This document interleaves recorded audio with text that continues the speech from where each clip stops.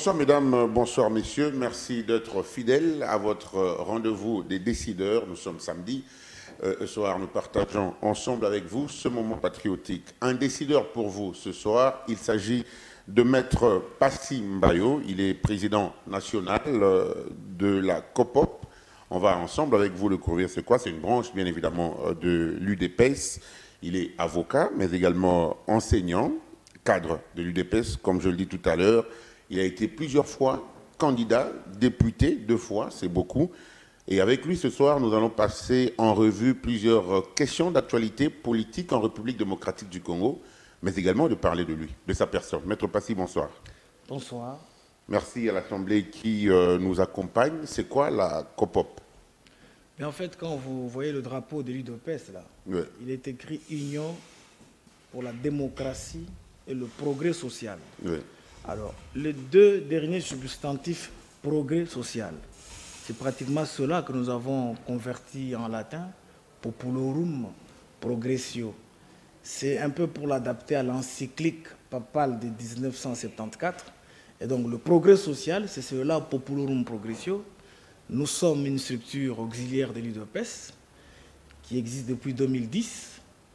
En fait, est une structure qui accompagne le parti dans la mesure où les statuts de l'UDPS ont consacré la liberté de création d'associations, structures et ligues en son sein.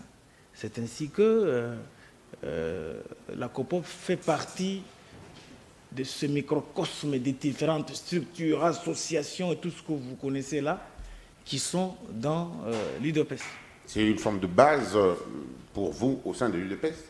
Non, ma base, c'est la base de l'UDPS. C'est même pour cette base-là que j'ai été candidat député. J'ai été sur la liste de l'UDPS.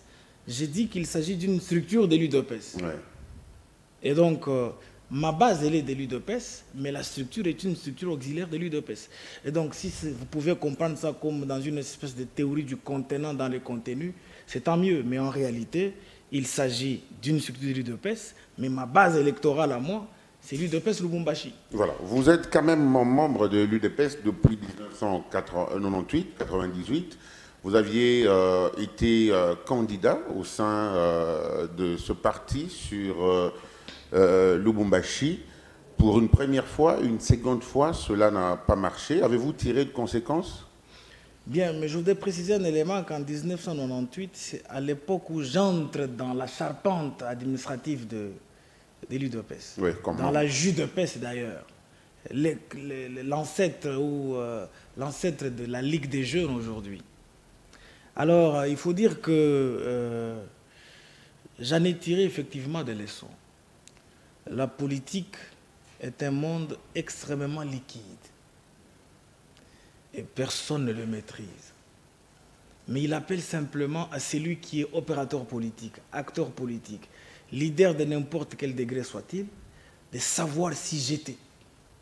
Et donc, les élections, surtout celles de 2018, où j'étais candidat député national pour Lubumbashi et pour le compte de l'UDPS, m'ont permis de comprendre tant de choses. J'ai découvert la réalité sociale de Lubumbashi. Je suis le choix, mais je te signale que pour tout le temps que j'ai passé à Lubumbashi, qui est ma ville de souche, il y a des recoins que j'ai découverts à Lubumbashi où j'ai découvert une pauvreté extrême. J'ai aussi découvert que autant que l'élection, disons, la campagne électorale est une compétition, mais en même temps une leçon. Mais j'ai aussi retenu qu'au finish, pour les élections législatives dernières, je ne peux pas admettre que je me fasse appeler candidat malheureux. Pourquoi? Puisque j'ai été Parce que c'est quand même un paradoxe, un parti qui porte un président de la République, mais qui échoue lamentablement aux législatives. Oui, en fait, c'est pour cette recherche d'explication des choses que je dis qu'à l'UDPS, nous n'avons pas connu assez de candidats malheureux. Nous avons connu beaucoup de candidats non proclamés. Dans la mesure où Le président République... Vous mettez en doute la question de la crédibilité des élections de 2019? Non, mais je ne mets pas en doute, je voudrais... Comme plusieurs d'ailleurs pensent que c'était un arrangement entre le régime passé et le régime actuel? Mais non, il n'y a pas eu question d'arrangement, puisqu'il n'y a pas de preuve d'arrangement. Nous avons déjà atteint... Puisque vous parlez de la proclamation... C'est là que j'ai dit. Nous avons atteint le niveau de l'authenticité irréfutable en matière électorale, surtout présidentielle. Le président de la République étant sincère avec la nation, avec le peuple, avec la République, avec la Constitution, lors de son premier discours devant le Congrès, il a rappelé que nous savons comment les élections législatives ont été tripatouillées. C'était, je dirais, une manière pour l'ancien régime de sauver le bateau de tous ces lieutenants qui sombraient du fait d'avoir perdu aux législatives dernières. Voilà pourquoi le président de la République l'a déclaré tout haut jusqu'à proposer qu'au moment opportun, il souhaiterait qu'on puisse modifier la Constitution, qu'on rentre à 2 tours, qu'on fasse une élection législative, qu'est-ce que je dis, une élection sénatoriale universelle directe, y compris pour celle gouverneurale.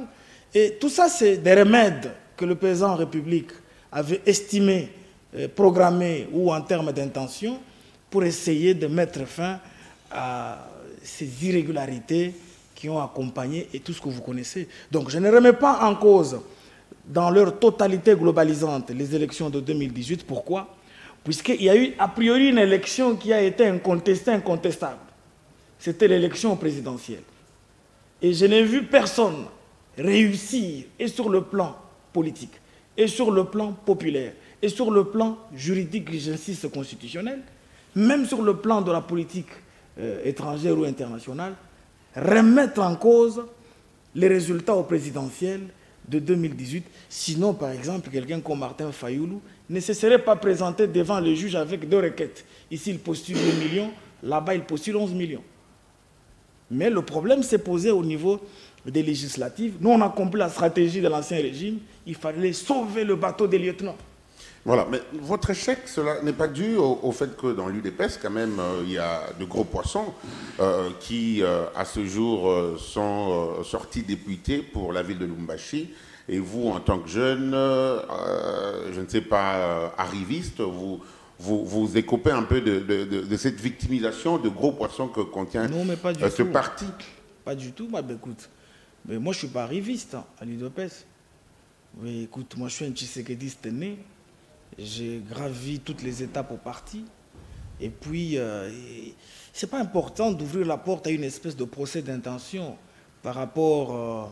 non, mais peut-être qu'il fallait le temps, il fallait un temps, il faudrait... Non. Il faudra que je précise les choses pour éviter d'être mal interprété au dehors. Oui. J'ai dit que les élections auxquelles nous avons été hier sont des élections proportionnelles par liste. C'est-à-dire... ceux qui sont passés comme députés nationaux sur la liste de l'UDPS, circonscription de Lubumbashi, ont été des colistiers. Et la manière dont on a présenté cette loi électorale-là, y compris avec tout son corollaire des calendriers, tout ce qu'on raconte là, l'élection législative était proportionnelle par liste. Et la seule et simple manière de le faire comprendre à ceux qui nous suivent, c'était comme une course au remplissage du panier.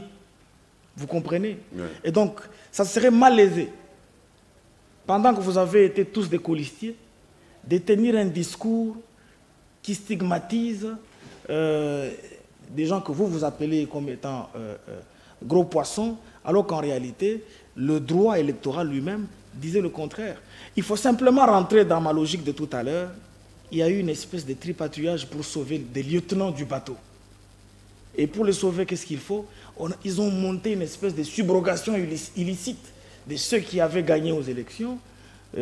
Ça a provoqué tout ce que vous connaissez. N'oubliez pas que le chef de l'État, à un moment donné de l'histoire, étant père de la nation, il a convoqué Luamba Bindu, premier président de la Cour constitutionnelle, lui disant « Monsieur, j'ai besoin d'y voir désormais clair. Comment est-ce possible que devant une Cour constitutionnelle de notre pays, des candidats députés sont en train de passer nuit dehors? Vous pensez que ces images-là font bonne interprétation au dehors?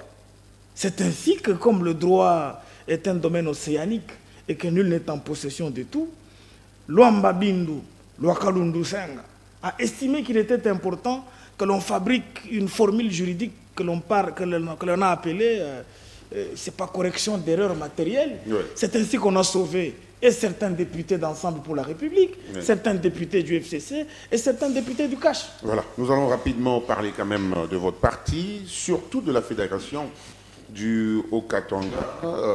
Il se remarque ou se dégage un désordre inexplicable. J'y arrive, un parti au pouvoir qui, à ce jour, n'est pas digne de crédibilité. Qu'est-ce qui se passe au sein de votre fédération dans la province du Haut-Katanga? Et de quel côté êtes-vous? J'ai deux éléments à corriger tout de suite. Oui. Le premier élément, c'est que le Haut-Katanga n'est pas une fédération. Pour l'UDPS? Non, dans la charpente administrative du parti, oui, il existe une fédération que l'on appelle Fédération de Lubumbashi. Si vous voulez parler de Lubumbashi, il est possible que l'on appelle la fédération, entre guillemets, de Kipushi comme étant fédération du Haut-Katanga. Pourquoi? Puisque relativement au congrès de 2010, les choses n'ont pas été modifiées. Et donc, quand vous êtes à Kipushi, Kipushi prend Kipushi, Kipushi prendrait Sakanya, Lukangaba, Mukambo. Mais parce qu'on parle, alors, de ce qui se passe, parce que ça, c'est au sein du vous parti dites que le parti, finalement, c'est cette organisation. Oui, mais il y a un propos aussi pas bon quand même, qui est sorti de l'interlocuteur que vous êtes. Mais puisque c'est un quand désordre... vous dites que le parti est indigne du président de la République, mais il n'y a pas parti photo. au pouvoir qui porte finalement pas le respect il n'y a pas une loi à son autorité. Non, s'il vous plaît. Il n'y a qu'une seule loi qui gouverne le parti politique. C'est la loi portant organisation et fonctionnement des partis politiques en RDC. Oui. Et cette loi-là, elle est impersonnelle. Elle est là pour tous les partis politiques du Congo. Évidemment, elle est corollaire de la Constitution. Et donc, quand vous parlez de la dignité, puisque les partis politiques sont consacrés dans une loi, la dignité ne peut exister que par rapport à la loi. Oui. Pas par rapport à des attitudes politiques, à des comportements... Les dirigeants. C'est là que j'ai dit, à des comportements que je considérais peut-être comme étant protestataires ou contestataires. En fait, ce que vous ne comprenez pas, il s'agit de l'UDPS, qui est différente du PPRD, différente du MLC et de tout. C'est là que j'ai dit, mais nous, c'est l'UDPS, les autres, c'est MLC. Nous, nous sommes sociodémocrates. MLC, ce sont des libéraux. Logiquement. C'est là que j'ai dit. Alors, j'ai dit, et puis, par rapport à l'origine du parti politique lui-même, je prends pour exemple, il y a des partis politiques qui ont été hier de mouvements politico-militaires. Mais nous, nous n'avons été que dans la rue. C'est-à-dire dans notre ADN à l'UDPS. Nous avons la contestation et la protestation. Tu comprends? Je te donne un exemple. Un jour, il y a eu bagarre lamentable devant la résidence du Sphinx de Limité de son vivant. Il y a eu des gens blessés. J'avais même l'impression que quelqu'un avait perdu une oreille comme dans le film de Jésus-Christ. Mais il sort de la parcelle puisque finalement, il fallait qu'il dise un mot. Mais quand il sort de la parcelle, on lui expose le problème. Il concentre les autres en train de faire couler le sang, les autres en train de râler ou de vociférer dans tous les sens. Voici ce qu'il dit. C'est pour ces valeurs que nous nous sommes battus. La seule chose que je vous demande, c'est de moraliser la gestion des opinions différentes. C'est-à-dire nous, à l'UDPS... Pour cautionner ce qui se passe actuellement à l'UDPS Lubumbashi, puisque voilà, le Sphinx l'a fait avec ce qui s'est passé à Kinshasa. J'ai dit que nous sommes... Donc c'est tout à fait normal ce qui se passe, selon vous? Si, pour vous du dehors, c'est anormal. Mais pour nous du dedans, ça fait partie de la liberté d'agir démocratiquement. C'est-à-dire, nous sommes un parti politique contestataire et protestataire. Quant à la question de savoir... Avec deux présidents dans une fédération, avec deux mouvements... des clivages qui s'annoncent, finalement... Les clivages à l'UDPS existent depuis 30 ans. Pourquoi? Puisque nous sommes un parti politique contestataire et protestataire. Mais je voudrais simplement te dire, à ma qualité de président national d'une structure, c'est comme quand vous me présentez, vous dites au cadre de l'UDPS. Ce n'est pas pour le plaisir de le faire. C'est puisque la structure que je chapeaute dépend directement du département national des structures et ligues. Et donc, par toute voie de conséquence, de par mon piédestal administratif, je ne peux pas me présenter comme partisan des uns tout comme des autres. Tous ceux-là qui portent l'étendard de l'UDPS, dans un camp tout comme dans un autre, ils sont tous enfants de l'UDPS. Et puis, en tant que candidat député national pour le compte de l'UDPS dans cette ville. Vous annoncez votre candidature? Si, mais écoute, mais c'est un droit. Ouais. C'est un droit, non seulement constitutionnel, mais aussi statutaire, puisque le parti est chapeauté par 4 textes. Aujourd'hui, ça fait 5. Et donc, je ne peux pas, moi, qui se veut être candidat député dans cette ville, alors qu'au début de cette émission, la question qui m'a été posée, est-ce que la COPOP est votre base? J'ai dit non, la COPOP est une structure de l'UDPS. Ma base, c'est l'UDPS. Et donc, partout où le drapeau de l'UDPS est en train de flotter, c'est mon fief électoral. Donc, je ne peux pas, moi, oser commettre l'impair sur un plateau de télévision comme celui-ci, et surtout à l'occasion d'une émission aussi importante comme celle-ci, me prononcer en faveur des uns comme UDPS et en faveur des autres comme UDPS. Je ne peux pas. Et puis, je ne peux pas non plus, en vertu du règlement d'intérieur et du code de bonne conduite de mon parti, amener les problèmes internes de mon parti sur un plateau de télévision. Non, mais vous les exposez déjà. Je ne les ai pas exposés, j'ai dit que je viens de... Qui pensent ici que ces conflits, ce clivage est entretenu par vos dirigeants, d'une part Fabien Moutombe, qui finalement ne voudrait pas à ce que la décision de Est-ce que vous avez des problèmes avec Fabien Moutombe?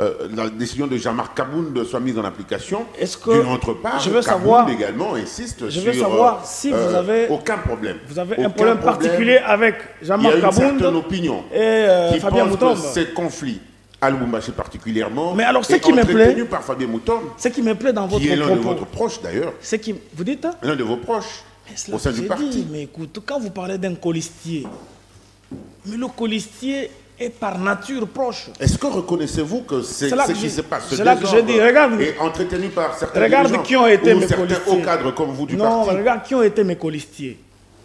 Madame la ministre provinciale, Fabien Moutombe, Coco Moulongo, Bruno Chibangu, Bernard Mikobi, etc., etc. Ceux-là ont été mes colistiers. Donc, ils me sont proches par nature.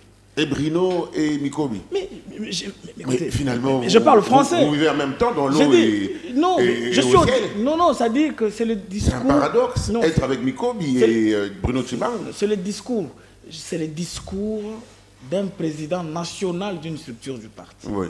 En ce sens que je ne peux pas, moi, venir sur ce plateau de télévision, prendre les problèmes du parti, les exposer au dehors. Mais reconnaissez-vous... Je dois finir la phrase. Je dois quand même finir la phrase. Maître. Je dirais que je commettrais le péché de sortir la nudité de mon père au dehors. C'est ainsi que je vous dis tout de suite que nos partis politiques, surtout qu'à l'époque de ce jour, nous allons totaliser bientôt un siècle, qu'il n'existe plus au monde des partis politiques, des cadres. Il n'y a que des partis politiques de masse. C'est quoi un parti politique de masse? C'est un parti qui résorbe en son sein l'hétérogénéité anthropologique. Vous avez des voleurs, vous avez des menteurs, vous avez des prostituées, des intellectuels avisés et non avisés. C'est en fait ça qui forme un parti politique de masse. Pourquoi? Puisque les élections de ce jour sont des élections dites au suffrage universel direct, pas toute voie de conséquence. Je ne vois pas pourquoi on doit considérer mon parti comme une association des anges, puisque les autres partis politiques serait le contraire. Non, nous sommes des associations des humains. Les pépins de gauche tout comme à droite ne peuvent pas manquer.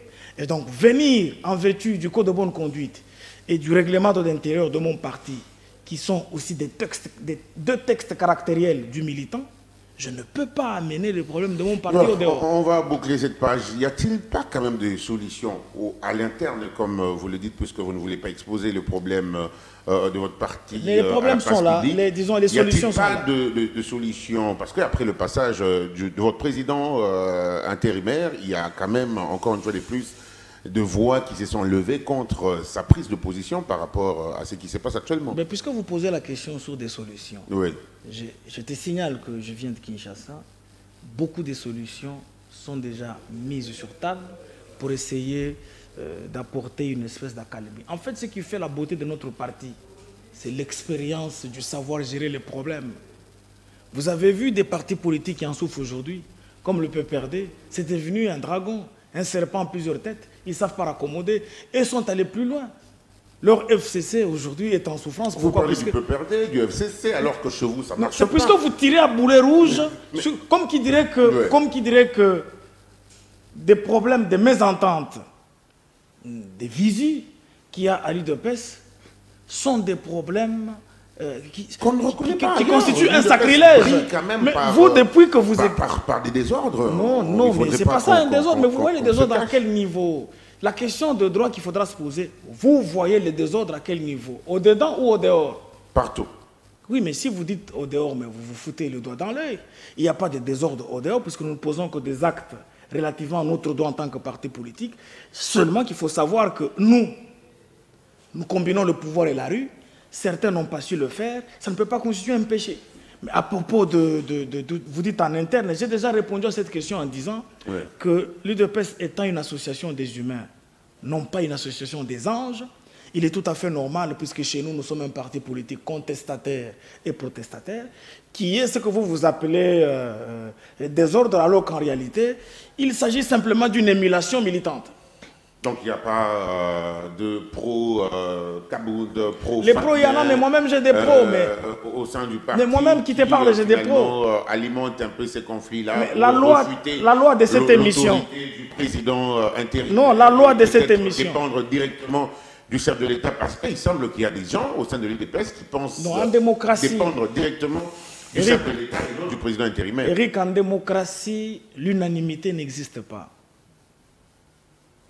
La démocratie est exposée à un principe sacro-saint qui est le contradictoire. Disait quelqu'un, la contradiction. N'était-ce pas le ciment qui mène à la démocratie? Donc, en démocratie, personne ne fait l'unanimité. En démocratie, ce n'est pas un péché qui est de pro, ceci, pro, cela.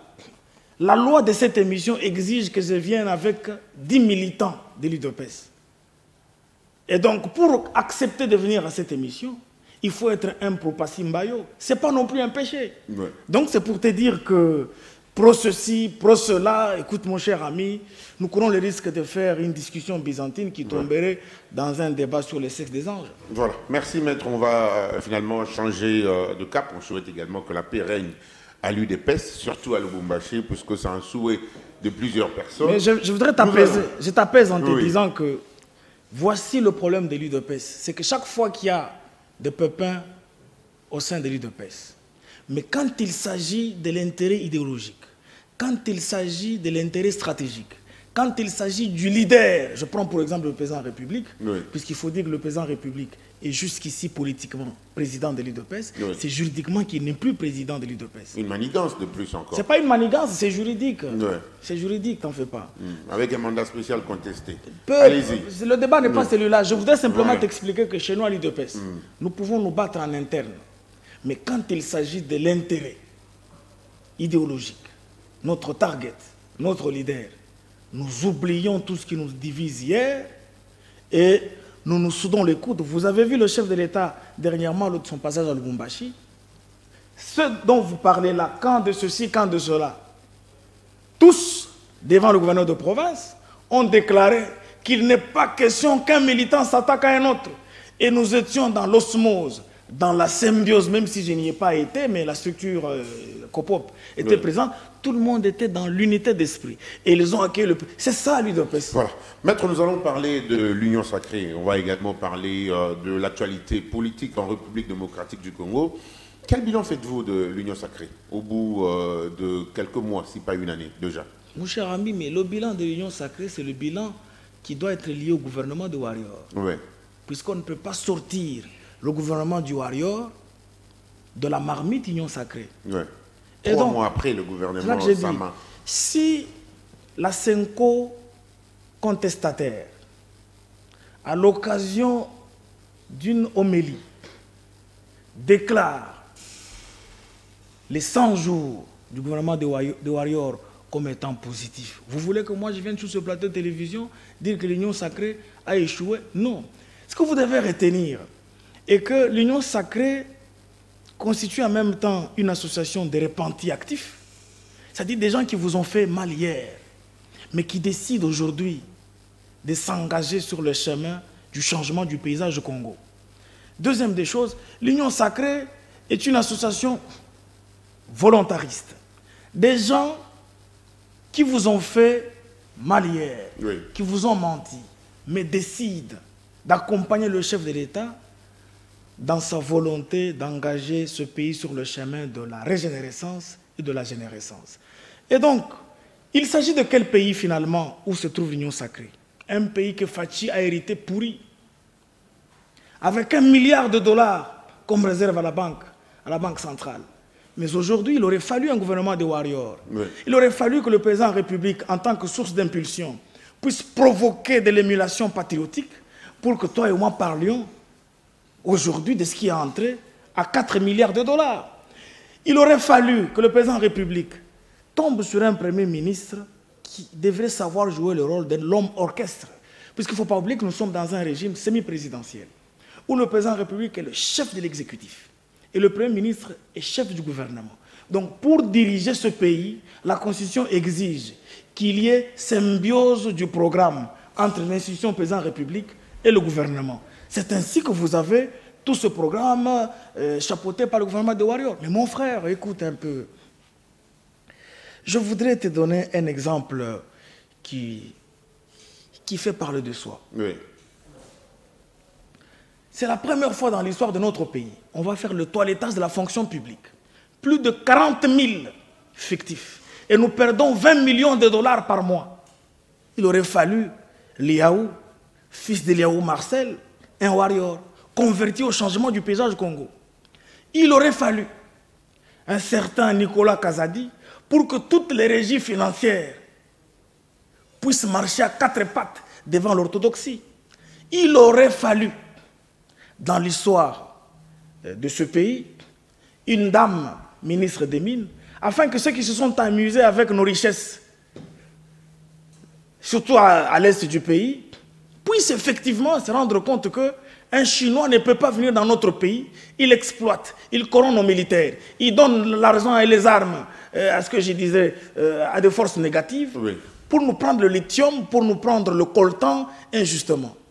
Il aurait fallu des jeunes comme toi, journaliste, Patrick Mouyaya, afin que l'on comprenne c'est quoi la communication gouvernementale. Ce sont les warriors. Voilà. Là, il aurait fallu même les actions du gouvernement Sama sur le plan politique, sur le plan gouvernemental. Mais parlons de la santé politique au sein de l'Union Sacrée. Cette cohabitation des familles politiques qui, à ce jour, semble être vraiment en débandade. Mais vous avez utilisé un terme formidable, la cohabitation, quand bien même il n'existe pas dans notre Constitution. C'est-à-dire, la Constitution consacre la coalition à l'article 78, mais certains sont venus dans leur caboche avec l'idée de la cohabitation. Vous comprenez? Et donc on ne peut pas mélanger coalition et cohabitation. Ouais. C'est ainsi que vous voyez certains sont clopins, certains souffrent du chaud et du froid. C'est ainsi que, au nom de la démocratie, nous les observons, nous les voyons faire.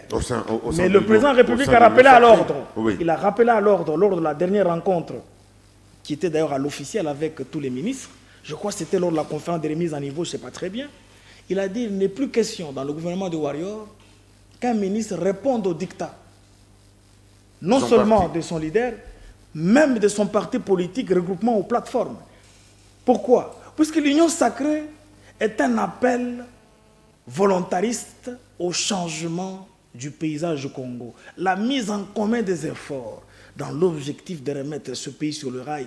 Félix ne va pas développer ce pays, puisqu'il n'y a pas de développement sans remise du pays sur le rail. Voilà qu'on dit souvent chez nous de manière téléologique en droit pénal, on ne peut pas reconstruire un pays sans punir. Mais ça ne marche pas entre ceux qui sont venus sauver le mandat de Félix Tshisekedi et l'UDPS au sein de l'Union Sacrée. L'on vous reproche de vouloir tout manigancer. Moïse Katumbi l'a dit d'ailleurs dans une interview qu'il a accordée aux confrères de Jeune Afrique, qu'il ne considérait plus quoi que ce soit si jamais la loi Tchani passe, si jamais il n'y a pas de consensus autour de la CENI, ça serait la ligne rouge que l'UDPS franchira. Bon, écoute, Moi, je connais Moïse Katumbi. C'est une grande menace. Je connais Moïse Katumbi plus que toi. D'un grand leader. Laisse-moi finir la phrase. Je le connais depuis 1987. Et donc, le connaissant, à l'heure où nous parlons, il serait en train de regretter sa sortie médiatique ratée. Pourquoi? Je t'explique. La première des choses, il sait comment il est venu à l'Union. Sauvé, bien évidemment, J'ai dit Fati, non, mais s'il vous qui, plaît, finalement, quand vous dites sauver, ouais. c'est de la polémique de chronique politique, pour ton information. Comment ça? Je t'explique. Lorsque Ensemble pour la République a ouvert le vent de la polémique sur le cahier des charges, pour faire tomber, comme condition pour faire tomber Ilunga Kamba. Mais déjà, Kabound était en possession de 260 députés, au moins. C'est-à-dire, venir ou pas, la coalition FCC Cash devrait à tout prix éclater.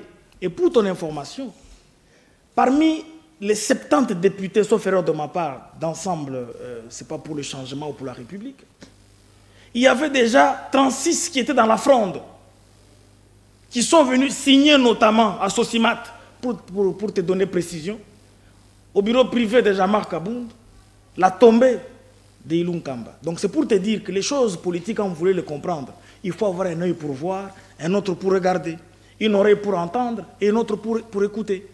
C'est ainsi que je dis. La liberté d'expression qui a conduit le président d'Ensemble pour la République de s'exprimer à nos amis de Jeune Afrique, nous la coulons évidemment dans le panier de la démocratie.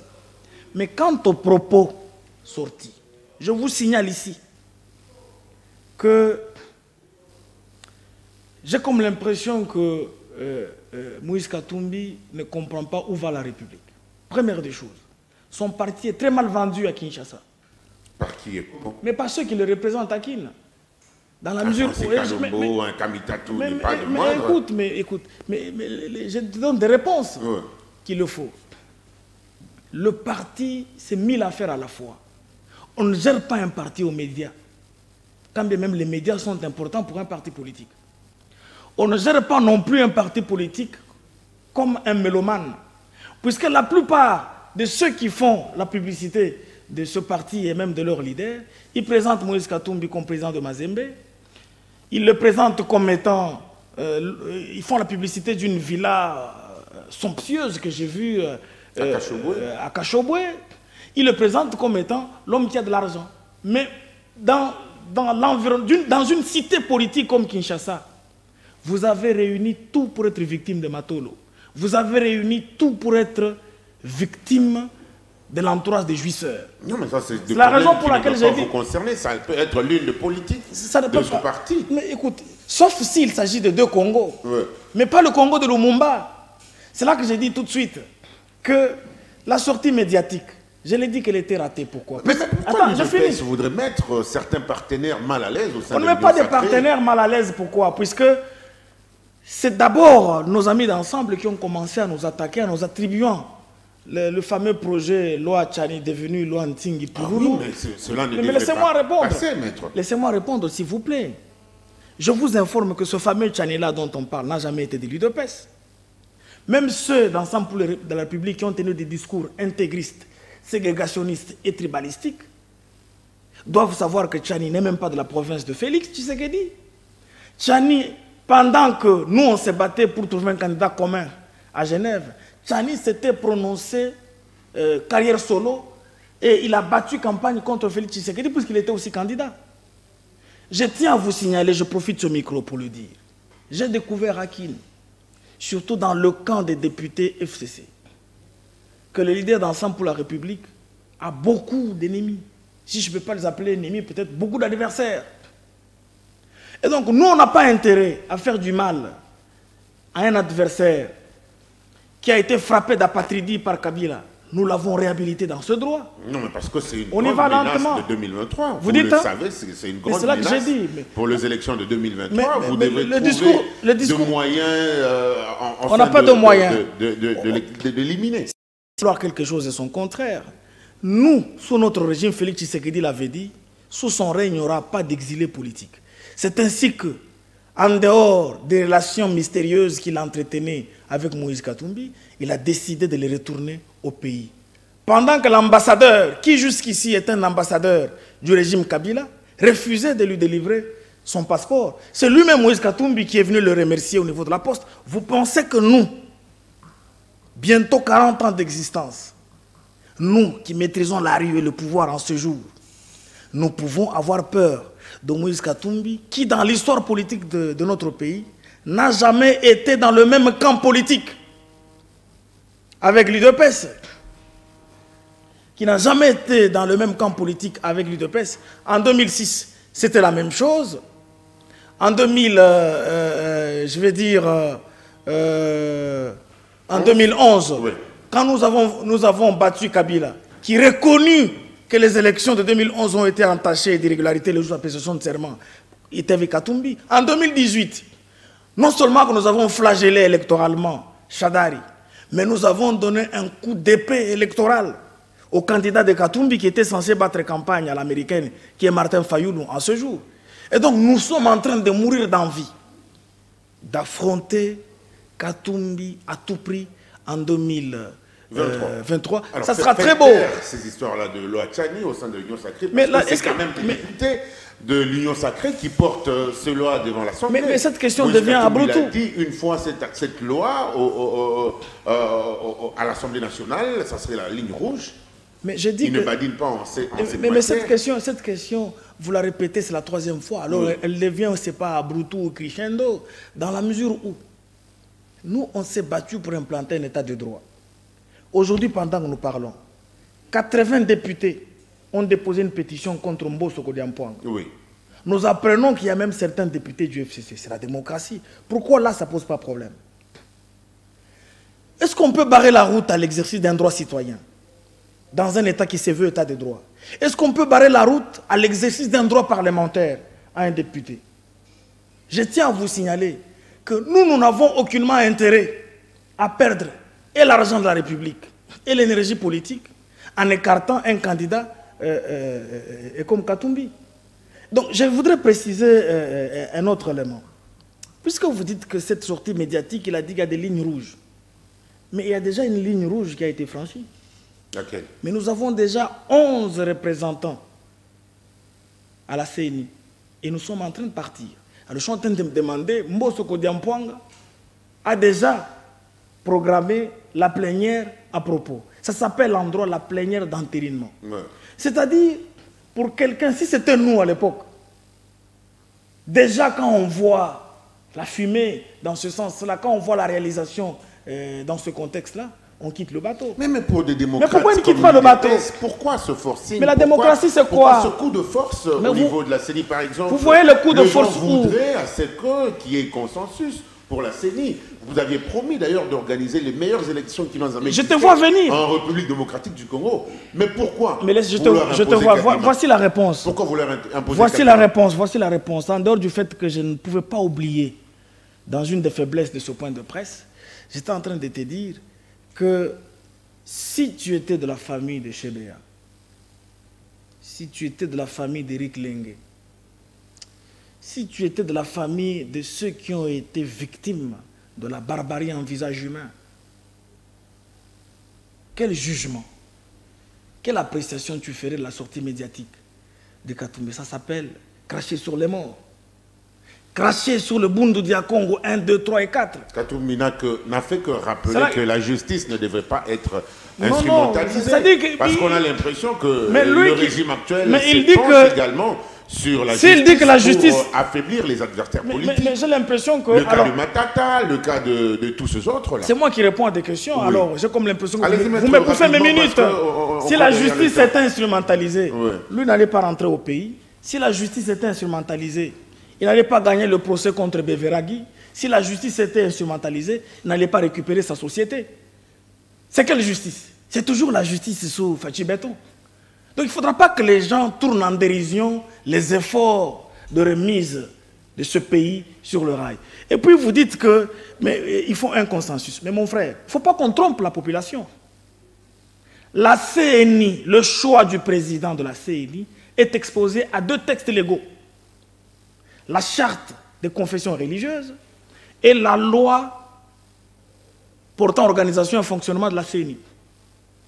Mais lorsqu'il vous est dit que le président de la CENI est choisi par les confessions religieuses en vertu de leur charte, en vertu de la loi, par consensus, à défaut du consensus, l'on passe au vote. Vous voulez que nous, dans l'état de droit, puisque j'ai comme l'impression que vous voulez faire de Félix Tshisekedi un léviathan négatif, partout là on crie, aïe, qu'il aille intervenir, qui dit, même s'il s'agit de la violation de la loi, on veut la loi. Les confessions religieuses ont réfuté... non, mais vous parlez de la CENCO et de l'ECC. Mais mon cher ami, nos amis là de la CENCO et de l'ECC, ce qu'ils font là, ce sont des entourloupettes. Par moments, j'ai l'impression que ça va ressembler à une espèce de masturbation politique à la citoyenne. Voici la réponse, mon frère. Toutes les églises sont égales, non seulement devant la Constitution, non seulement devant la loi de la CENI, mais aussi devant leur charte. Et donc, quand vous venez, vous ne venez pas avec votre cortège de popularité pour dire « Chez toi, on a un miracle, miracle. Chez toi, on a un commogno. » C'est-à-dire, tu veux renier le droit, par exemple, aux kimbanguistes dans un pays qui est le leur pour faire plaisir, je ne sais pas, à l'église ECC. C'est là que j'ai dit tout de suite. Le débat sur le consensus est un débat d'a priori. Mais a posteriori, la même loi a consacré le vote. Maintenant, vous vous imaginez par quelle magie les 6 autres confessions religieuses, même si on recommençait la procédure 1000 fois, les 6 confessions religieuses peuvent fléchir au profit de la minorité en démocratie. Non, mais il y a la minorité en démocratie... Il y a des irrégularités. Écoute, la minorité... de vote n'ont pas été signés par le présidium de cette confession. Donc ça les gens ont confondu. Les gens ont confondu l'article 17. Cette procédure, S'il vous plaît. même... Je voudrais préciser un élément. Oui. Les gens ont confondu l'article 17 de la charte et l'article 16. Le PV, effectivement, c'est en vertu de l'article 17. S'il n'est pas signé par le président, il est signé par le vice-président. Mais en vertu de l'article 16, voici la substance. La plénière ou la réunion des confessions religieuses est convoquée par le président. À défaut du président, par le vice-président. Si le vice-président ne la convoque pas, la majorité des confessions religieuses la convoque et décide. Je t'informe que Mbosso Kodiampong avait donné 48 heures qui se sont épuisées. Il a ajouté 72 heures. Ou Tembi quitte Kisangani arrive à Kinshasa. Le premier jour, il n'a pas convoqué. Le deuxième jour, le vice-président non plus. Mais le troisième jour, qui était le jour final, finalement, les 6 confessions religieuses se sont assumées en respectant l'article 16. Et donc, tout ce qu'ils racontent là-bas, c'est la stratégie du dialogue. Ils veulent nous amener dans la logique où on bloque la CENI et qu'arrivant en 2023, il n'y a pas élection, ils vont commencer à crier tout dialogue, dialogue, alors que c'est tellement important. Avec nous qu'au sein de l'Union sacrée, rien ne marche actuellement. Est-ce que le problème de la CENI, c'est un problème de l'Union sacrée? Entre partis. Non, mais s'il vous plaît. Parce que la plupart des membres de l'Union sacrée, l'UNC a demandé le consensus, l'Ensemble pour la République demande le consensus, comme finalement par des sites, Jean-Marc Kabound fait une sortie médiatique disant que l'UDPS n'a pas l'intention de lâcher le pouvoir. Donc c'est toujours pour mettre mal à l'aise le partenaire politique. Sinon les gens on va chuter avec ça très rapidement. Sinon les gens vont tomber dans la salopardise. Oui. On ne peut pas interdire à Jean-Marc Kabound de réfléchir démocratiquement. Sans consulter les partenaires. Laisse-moi finir la phrase. Mais c'est quoi un parti politique? Vous êtes en coalition, mais c'est là que je dis, mais oui. nous sommes dans une coalition de gouvernement. Nous ne sommes pas dans une coalition électorale. Et donc, le président Aïe de l'UDPS a parlé en tant qu'UDPS. Quel est notre objectif? La sociologie politique a répondu. L'objectif d'un parti politique, c'est challenger, avoir le pouvoir, le conserver le plus longtemps possible. On ne peut pas renier à l'UDPS le droit de conserver ce pouvoir. Est-ce que ça vous fait peur, vous, à l'UDPS, de voir que l'ambassadeur américain est parti jusque dans le dernier retranchement de Moïse Katumbi? Non, mais cela, pour une certaine opinion, consacre nous même qui avons autorisé le pouvoir à Katumbi pour 2023. C'est nous qui avons autorisé à l'ambassadeur américain de faire sa tournée. Donc, il ne faut pas que les gens se trompent. Un ambassadeur ne peut pas se déplacer de la capitale, aller vers l'arrière-pays, sans l'autorisation, par exemple, je prends l'institution président de la République, tantôt en tant qu'individu, tantôt en tant que bureau. Donc c'est pour te dire, ce que l'ambassadeur américain a fait, nous en sommes metteurs en scène. Et donc tout ce que les gens racontent comme ragot, ça et là, nous les laissons faire, ça va couler dans le panier de la liberté d'expression et de réflexion en démocratie, mais l'essentiel est déjà fait. Alors, maître, nous allons terminer cette émission parce qu'on est pratiquement à la fin. En 2-3 mots, quelque chose à dire sur le président Fachi et sur sa gouvernance, avant de terminer. Bien, mais écoutez, le président Fachi, moi je commence à passer à son dauphin après ses 2 mandats. Non mais... Et la structure que je chapeaute, nous réfléchissons sur l'après 2 mandats de Fachi. Et je le dis sans barguigner. Pourquoi? Puisque nous avons besoin d'un remplaçant qui va jouer à la course de relais. Nous nous remettons le pays sur le rail en 2 mandats, lui vient prendre le pays pour le faire émerger. Et c'est très important. Ça s'appelle un discours de la social-démocratie qui est développementaliste et progressiste. Le président de la République, il a toute notre bénédiction sur le plan de la justice, sur le plan des finances. Regarde, je prends juste un seul élément que j'ai tiré de ma vie épistémologique en tant que scientifique. Depuis que le Congo est Congo, Fachi est le premier président de la République qui expose les accords bilatéraux, multilatéraux et les investissements directs étrangers au principe du partenariat gagnant-gagnant. Et pourtant, c'est pour ces choses-là que Lumumba a été assassiné. C'est pour ce genre de réflexion que Laurent Désiré Kabila a été assassiné, etc., etc.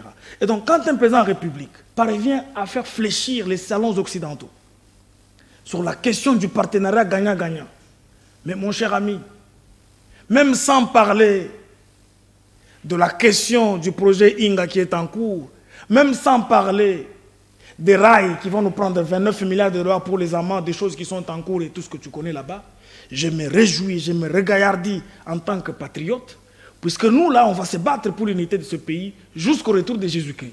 Merci. Et donc, pour sa politique, je voudrais conclure. Terminer, oui. J'ai dit qu'il doit être fier de nous. Puisque j'ai entendu des gens comme le Kabassou Babou qui doivent désormais répondre en justice, titiller le chef de l'État jusqu'à porter atteinte à son existence en disant que la Guinée n'est pas la RDC. La Zambie de notre ami Akainde Hichilema, qui a tenu à inviter Fachi pour des secrets d'État, n'est pas la RDC. Et donc nous, Fachi doit être fier de nous.